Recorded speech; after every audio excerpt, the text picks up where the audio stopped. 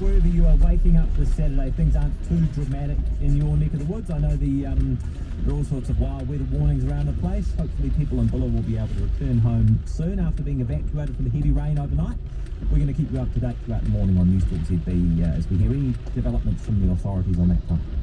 Now, this morning's guest has a job that you probably haven't heard of before. He's called a coffin confessor. For $10,000, Bill Edgar will spill your secrets at your own funeral. He's actually had a laundry list of other descriptions as well, all of them worthy of an interview in their own right. He's from a street cook, from a prisoner, a sexual abuse survivor, and an inventor. And that's when he's not being one of Australia's leading crime detectives. Now, Bill has written a new book about his unusual life and his very unusual occupation. A coffin confessor. Bill is with us this morning. Johnny, good morning. Good morning. How are you? Very well, thank you. The burning question, what on earth is a coffin confessor? So a coffin confessor is somebody that's engaged by a person knocking on their door to attend their funeral and read out some vagaries, I suppose so you could say, you know, like good, bad, funny or sad. It could be anything. What sort of stuff do people get you to read out?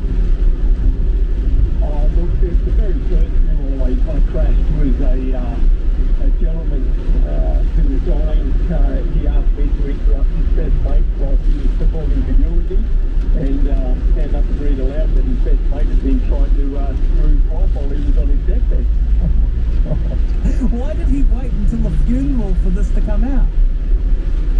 Look, his wife and him have been trying to get rid of this guy, and he's on his deathbed. He can't move, he can hardly talk, he's very weak, and he can see everything that's going on, but he just can't do anything, and his mate's sort of, you know, mate, he's just a predator.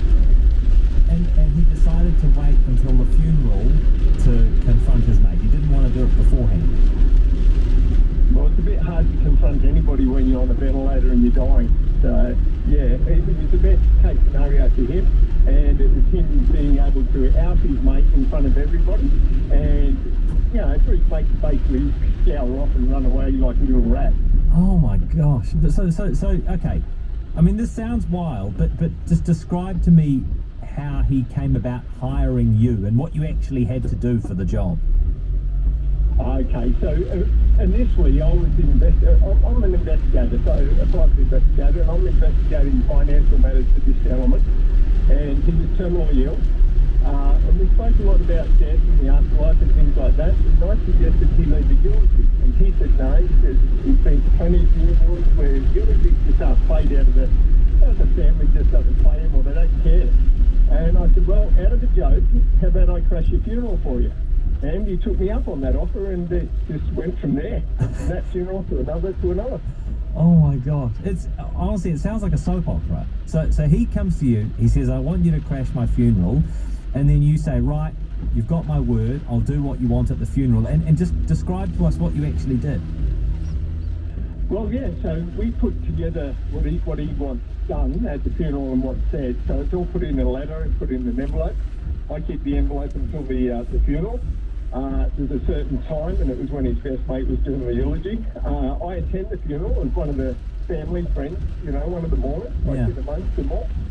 And at a certain time, I stand up, interrupt the funeral service, and I say, excuse me, my name's Phillip, and I am the coffin confessor, and the man in the coffin has something left unsaid. Oh my gosh, how did people react? Yeah, shock. I mean, obviously there's shock. I mean, someone's interrupting a funeral service, but I think most of the people want to know what their loved one left unsaid. So you've got the crowd on your side, you're pretty right. I mean, this guy was out there trying to test with his best mate's wife while he's on his deathbed. Everybody was like, yeah, let's hear more. What else has Graham got to say? And, you know, Graham actually asked me to ask three family members to stand up and lead the funeral service. He hadn't seen them in 30 years, so why would they pay their respects now? Jesus, sounds like a really dramatic funeral, Bill. Were you nervous? At the start I was, but once you get to know these people and the vultures in the family, no. I mean, I've done plenty of them now where they're not all just confronting. Some of them are quite beautiful, you know, leave gifts and messages and even one lady that, she suggested that I go to her home, to her husband, make sure that he doesn't give all of her clothes to Goodwill, because she actually hoarded a lot of money. Now, he knew that she was a hoarder, but she had no idea that there was that much money lying around in her clothes and stuff like that. So she'd already bundled up to take to Goodwill. Oh, okay. So this is probably a really important point, I think, and it's really important for people to understand this. It's not just people looking to get even or anything like that on their deathbed that you help out. It's people in all sorts of different situations, and you've had some really varied experiences. You've had some really positive experiences as well, haven't you?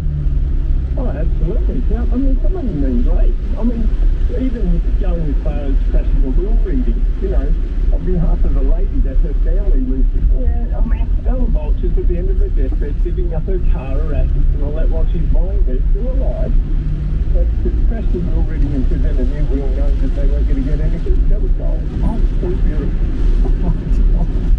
Bill, this sounds like a soap opera. It sounds really dramatic. Just describe to us that situation. Give us a bit more detail. Well, the lady was in a lot of stress and a lot of angst. She thought the family was very cruel and mean, and she decided that she'd get a new will done. But it's not easy doing a new will when you're on your deathbed, so we had to get someone that, practitioner down the line. Then we had to get a barrister, a lawyer, and write up a new will, and then I presented the new will to the lawyer that was reading the will to the family. And once you present a new will, everything changes. Wow. So she was very, very happy though in the end. Yeah. So how did the people that are on their deathbeds know that you're going to follow through?